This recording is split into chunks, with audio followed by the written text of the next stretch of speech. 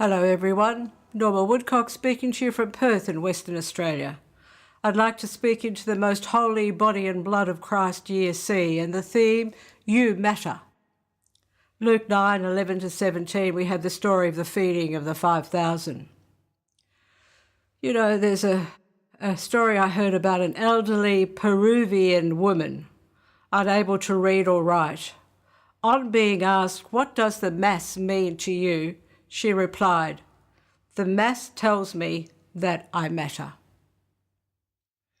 So there's a real process offered us here in the Gospel today. And as I say, every week we can look at the Gospels, we can look at the other readings, and we can say, what is God saying to me today? And I think what he's saying to us today is, you matter.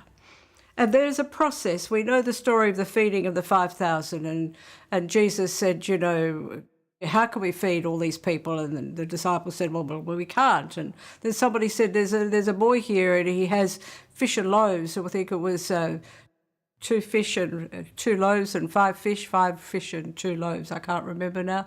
But I do remember the power with what Jesus then did. He took the loaves and the fishes. He took them, he blessed them, he broke them, and he gave them.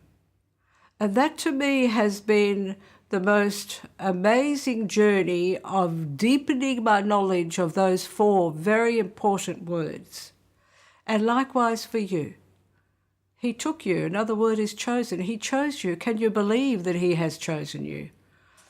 I can remember Jesus saying to me one day when I was saying, well, I'm just a very sinful lady. I don't know why you are touching me with the contemplative mystical prayer. And this is what I felt I heard deep down inside. Be proud I have chosen you. And I said, but pride's not a good thing, Jesus. And this is what I felt I heard. Are you proud of your children? I said, I am proud of my children. He said, be proud, I have chosen you. Be proud of what you have done and what you have overcome. And I'm saying the same to you. Sometimes we turn our face away from the choice of God. But you know, I want to say this as powerfully as I can. This humble God wants to give himself to you. And all you have to do is receive. He's been looking for you to turn towards him so that his love can come upon you and come into you. And then the second very important point is when you know that you are chosen, that he took you, he's taken you, then to know that you're blessed. To know that you're blessed because he lives within you and around you. Blessed because there is a destiny for you. Blessed because healing can come into your lives.